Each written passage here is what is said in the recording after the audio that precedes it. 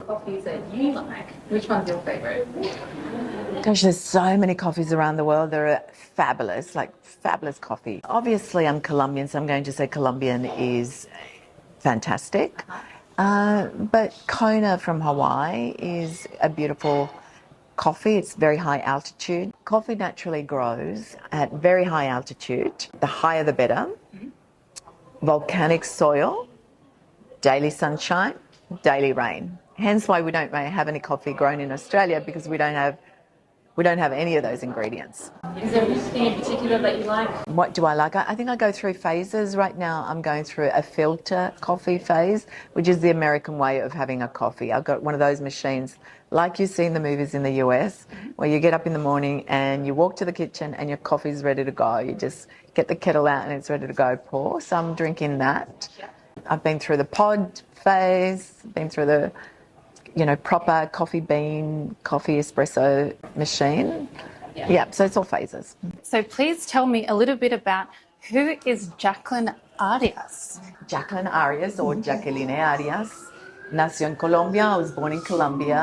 I was born in a place called Medellín, como decimos los paisas, the way we Colombians say it. I'm in a family of 3 siblings, and 2 siblings were born in Colombia, myself and the brother that follows. And then when my parents came to Australia, they had a 3rd child who was born here. So 3 siblings, 2 parents. We very much identify as Colombian, even though we've been here for a very long time. I think we identify as Colombian predominantly. We get a lot of questions through the community about identity, what you've just answered, right? That soy colombiana, I am Colombian. What's the reason for being so, I guess, strong on that, or that being your choice? The reason I feel so strongly about being Colombian is, so I'll take you back to my childhood. Growing up in Sydney, when we came to Australia, there was no Latino community. No habían Latinos. So I was the only Latino at school. I was the only Latino at university. I was the only Latino working at the ABC. My life was always around English-speaking people. And all my friends are that. But when I was 14, going on to 15, my parents took me back to Colombia for the first time. And I spent a year and a half in Colombia. And when I arrived, I hated everything. It was like, oh, this is so backward. Everything's dirty. Look at this mess. I don't want to be here. Who are these people? But slowly, it started to grow on me. And within about 2 or 3 months, I was in love with Colombia. And I would really say that year, between 14, 15 and 16, they were transformational years for me. And it really led me to who I became as a woman, because I was no longer the Aussie girl. I was now very strongly Colombian. I learned to bailar salsa, comer empanadas, la picardía Latina. I learned all of those things when I was there. So I identify strongly as Colombian. Although my Colombian friends here, the few that I have, say that I'm Aussie. So there's that clash. And my Aussie friends say I'm Colombian, and then my Colombian friends say I'm Aussie. Yeah. I carry a bit of 2. But if I'm honest, if there's a football match and Colombia, Australia are playing, and that's really when the test comes, who are you going to vouch for? That did happen to me, and I was curious to know what did my heart naturally gravitate towards, and I had to say Colombia. Colombia. That reminds me, so I believe it was maybe last year or the year before, there was the really big Matildas game for the Women's World Cup that was held here in Sydney, and I believe that they say the most iconic stadium that was filled to the brim was Colombia versus the Matildas. Were you at that game? I was in the US, but my whole family from around Australia flew into Sydney for that game. And one of the most beautiful articles in the Sydney Morning Herald was written about that game, that nobody could believe what the stadium felt like. It was Colombians to the brim. You could not hear anything because we love noise. We love to scream and shout. So it's one of the most iconic games ever played in Australia. It was actually against Germany. And so Germany did not know that they were coming to Australia to play in Colombian home territory, because that's what it felt like. It's so true. So rewinding back to your early years, how old were you and your family? Well, how old were you when you migrated to Australia? I was a baby. I was tiny. I was starting kindergarten, like I was, tiny. Did you speak Spanish at home and then did you start school with English? Yeah. And do you have any early experiences of your early years with that sort of blend between both worlds? Yeah, it's interesting. As a child going to school and only speaking Spanish, I couldn't work out, and I remember this thought in my mind very clearly, which was I didn't understand how they could only speak one language. So I remember sitting in the classroom one day thinking, oh, now I understand. They hear it, then they translate it in Spanish into their head, then they translate it back into English, and then they say it. That was how I worked it out. Obviously, that's not how the world works, but that was the only way that it made sense to me. But as a young child, you learn English very quickly, and hence, parezco latina, pero hablo como una australiana. Sí, hablas como australiana, pero también hablas español súper bien. Are you Como familiar? paisa. Como paisa? Yes, I love that. Your childhood so you were living at Sydney in the time? Sydney, yeah. Yeah, and it was Always in Sydney. Always in. So you went to school, high school, university, or Sydney? Correct. Okay. And then you went back to Colombia when you were 14, 15. It was transformational years. What would you say was the biggest shift in your mindset when it came after that trip? Like when you came back to Australia, what do you think changed a little bit for you? I think the understanding that being a dual language speaker is rich and it's an asset and it's knowledge. So it made me proud, whereas before I had gone to Colombia, I didn't want to speak Spanish to my parents. I was embarrassed to speak Spanish. Then I came back and I just wanted to speak Spanish all the time. That was a very important transition for me, understanding that culture is enriching, and if you have two, if you're lucky enough to have two, then carry them with pride. Yeah, I think that was the strongest shift. But also just becoming Latino, learning what the music means to us, learning to dance, tradition, all of those things, really about identity. Identity, yeah. And do you feel as though you held on to being bilingual at that point, or did you go through phases where you sort of dropped off the Spanish a little bit and it came back, or from that point forward, are you consistently bilingual? Oh, no. I love Spanish, speaking Spanish, and it's a shame because in Australia, like I said, I grew up here, so all my friends are English speaking, so I don't have the opportunity to speak Spanish to people unless it's my parents. Very rarely do I get to speak Spanish, but I lap it up if I do because I love it. And I think, there's a beauty to sitting at a dining table where there's multiple languages being spoken. Like, it's such an enriching experience. I agree. So then university. You go into university, well, you're back and then you have a few years in Australia. What did you study at university and what was the thinking behind that? I did communication. I did a Bachelor of Communications at UTS. So I'm one of those rare, and I feel very privileged about that I made my childhood dream a reality. I always imagined myself to be a journalist. I never thought of anything else but becoming a journalist. So I grew up and became a journalist. I was a journalist at the SBS and then I became a journalist at ABC. So yeah, I made my childhood dream a reality. And then you took a step away from journalism. Well, actually, even before we get to that part, when you were studying journalism and then got your job in journalism and worked for the ABC, did you gain any skills that helped you where you are today? 100%. Yeah. What was the most valuable skill that you gained from being in journalism or doing journalism? I think being a journalist equips you with curiosity about life. So, I'm naturally a curious person. So I'm that person that looks at the top of the mountain, gets to the top of the mountain, and then looks at the next mountain and says, I wonder what is over on the other side of the other mountain. So I'm always that person looking curious, just curious, naturally curious about the world. And so when you're a journalist, you're really answering questions, whether it be politics, whether it be culture, music, anything, you're really answering questions. And so when I started my other career, my current career, I had no experience in it, but what made it easy for me for the transition was that I knew the questions to ask and I knew how to find answers to questions. So I think that skill of curiosity, being able to ask questions and answer questions and not being afraid to speak to anyone calling anyone. They were fundamental skills for being successful in what I do now. It's interesting because I yet to come across someone who is, apart from yourself, doing journalism for those large stations, right? I mean, I think more recently, if we look at the last couple of years, definitely as the community is growing, it's becoming more common.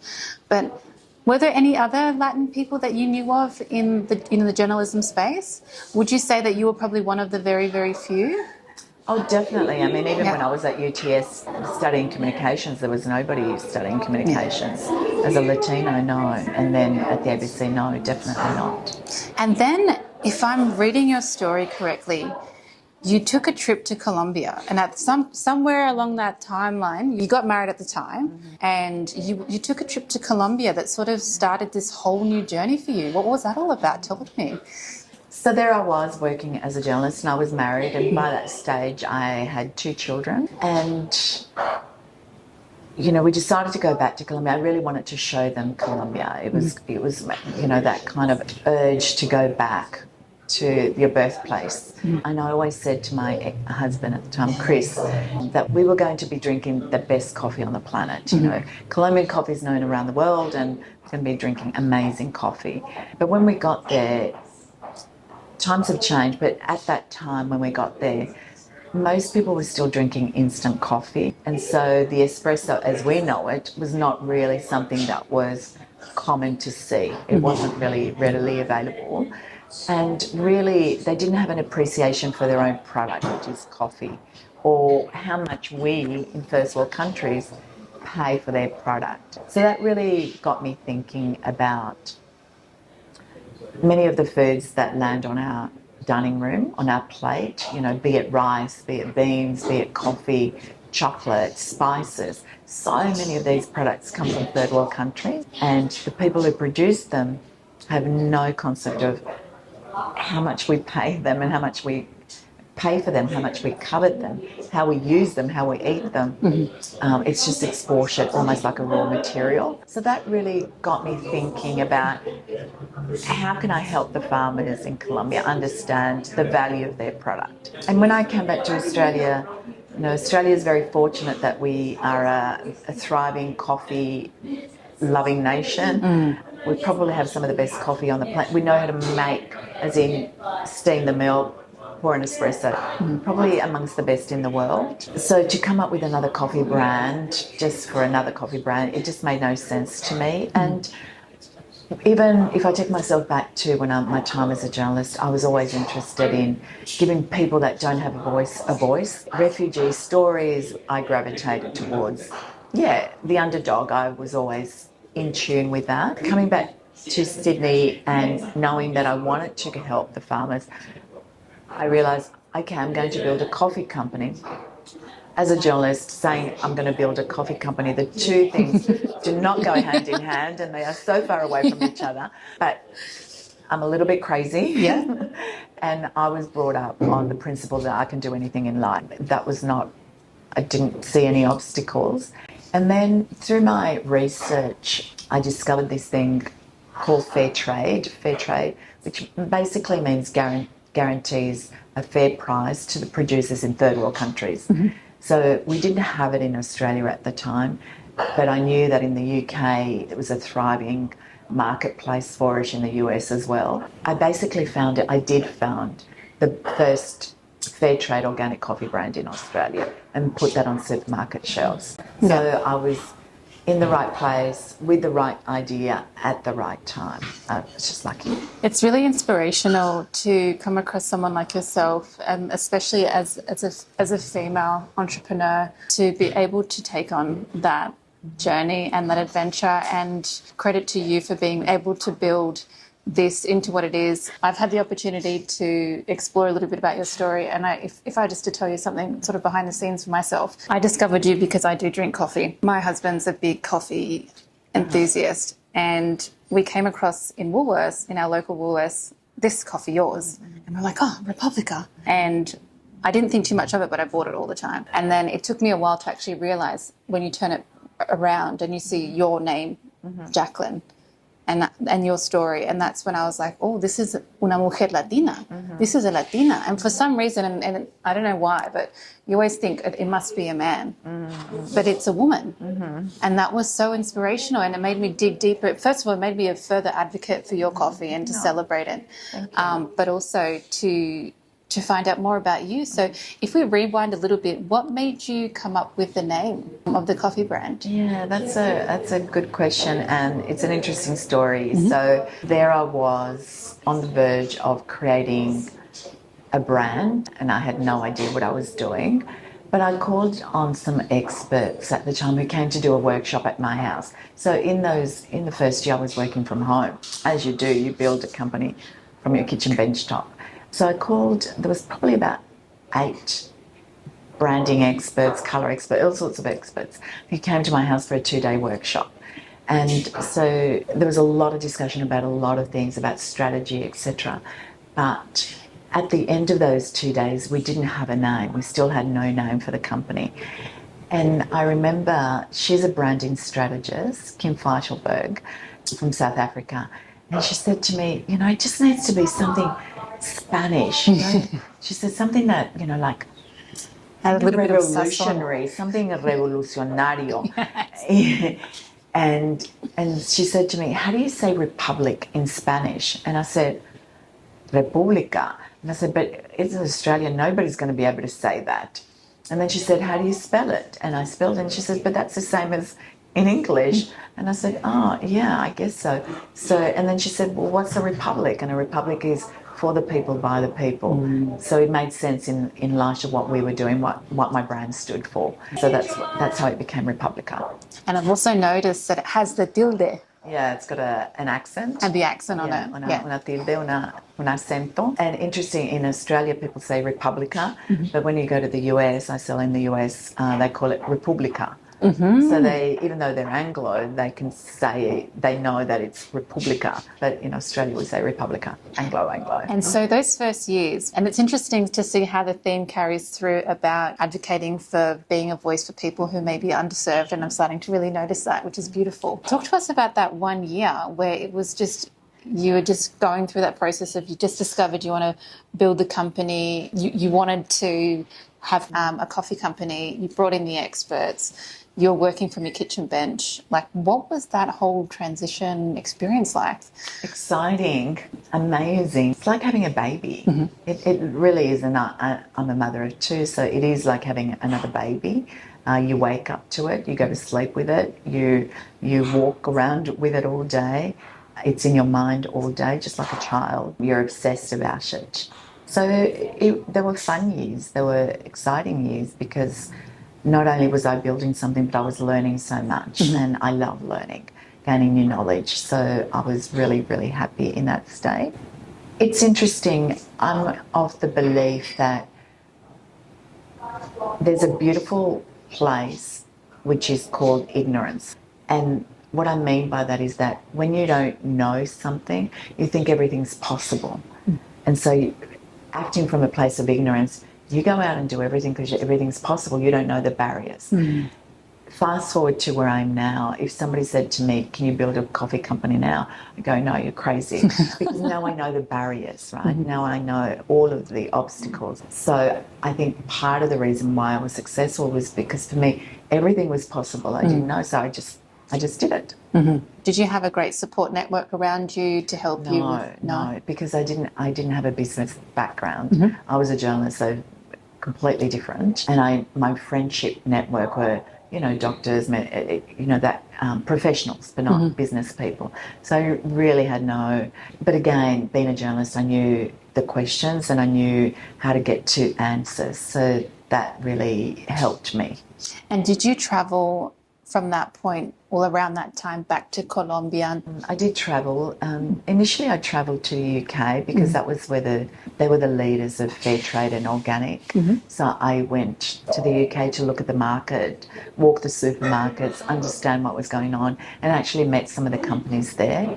And then that's how I brought the idea back to Australia, what was missing in the Australian marketplace. And then obviously, you travel to the farms, etc., to source the right beans. And I've noticed that you have now a couple of different blends, and more recently, sort of just to jump forward just a little bit, but you've got a new blend that you've just introduced. Oh, yeah, we've just, I mean, we're always changing. So just to give you a bit of product portfolio, if you like, we have ground coffee, we have coffee beans, we have instant coffee, and we also have coffee capsules. So let me explain how the DNA of the brand fits into those. So we launched our coffee capsules that fit an espresso machine in 2013. They've been on the supermarket shelves for a very long time.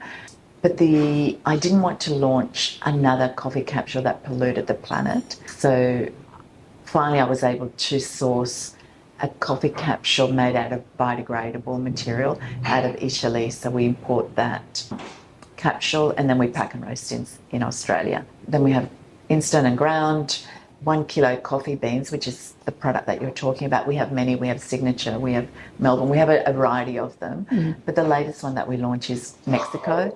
I love Mexico. Is this the first product where you veer away from Colombia but still within Latin America? No. We import coffee from all over the world. So, we have Signature blend, we have Melbourne, we have so many blends. So we source coffee from Africa, Central America, South America, Asia, Ethiopia. We source coffee from all over the world. Do you keep, I guess, the Colombian essence of the brand still at its core? Yes, totally, yeah. So we always buy some Colombian coffee and put Colombian coffee. And we do have some Colombian, actually we've got a Colombian instant at the moment. Yeah, and that's pure Colombian. So Colombia's, it's the heart of the brands where the inspiration comes from my trip to Colombia. Beautiful. And what I found really interesting was that you were able to actually tap into large food retailers such as Woolworths and Coles. That's something that I certainly haven't seen before. Someone, una Latina, and obviously you're Australian as well. Was it sort of the same? You just didn't see the barriers and you just knocked on their door and said, I've got this coffee brand like that. What was that experience like? Pretty much. Pretty much. Una Latina con arranque. Yes. Because of the principles behind the brand, which is Fairtrade, organic, we're also a carbon neutral company. So that's all about having impact, having impact on planet Earth, having impact to people, and importantly, having impact to third world producers. So when you want to have an impact, you've got to have scale. Because if I'm selling a little bit of coffee at a coffee shop, selling to 100 people a day, the impact is going to be very small. So I always knew that I had to go where people shop in order to have an impact on the third world. And then how did that happen? I don't know. I was just not afraid to knock on doors, and I knew that this was coming to Australia. I knew that it was big overseas. I believed that it should have been in supermarket shelves. And so, I made a pitch deck and I presented myself to, my first customer was Coles and my second customer was Woolworths. And I just rocked up to the meeting, and I remember at the time he said to me, okay, can you do this in 3 months? And I said yes. And I walked out of that meeting. I had no idea how. I knew how to drink coffee, but I had no idea beyond that.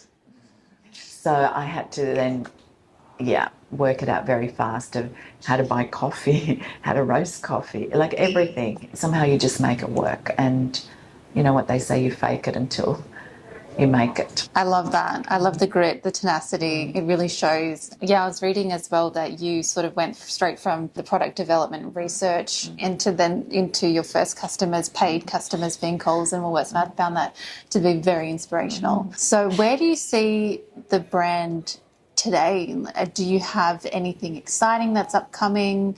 Are you venturing out into different paths with the brand or with the company? Yeah, that's a really good question. I mean, I think there's a lot of change in the coffee industry. So I'm sure most of the community and everybody knows how coffee has become such an expensive commodity. So it's a very challenging space to be in at the moment. It's probably been my most challenging year in business. I've never been challenged the way that I am today. So that forces you to think about other things. think about what else can I do. One of the things that I'm really interested in is the health space. So I am looking at mixing coffee with other ingredients. That's kind of all I can say on that at the moment. But yeah, that's where I'd like to take it. The exciting part is that you are exploring other areas, diversifying a little bit. Interesting. There's never a dull moment. Not when you're in business. Now, going back a little bit to the community, to your background, to, ser Colombiana here in Sydney, what is something that you notice, anything that you've picked up with the community or anything that you've noticed at all, anything that you love about it? Yeah, like I said, when I was growing up in Sydney, nobody spoke Spanish. Like I was it. And what I love about the change now is that if I'm on a bus, there's Colombians. If I'm at the supermarket, there's Colombians. If I go to the public toilet, there's Colombians.